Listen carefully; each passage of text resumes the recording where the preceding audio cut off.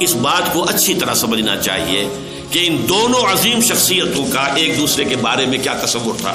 ظاہر بات ہے کہ علامہ اقبال نے یہ تو سمجھا تھا کہ مسلمانان ہند کی سیاسی قیادت کرنے والا اب کوئی نہیں سوائے جناح کے، اور یہی تصور انہوں نے قائد اعظم کو دیا، اور وہ واپس ہندوستان آنے پر آمادہ ہوئے. اس میں اور لوگوں کا بھی دخل تھا، لیکن فیصلہ کن دخل علامہ اقبال کا تھا.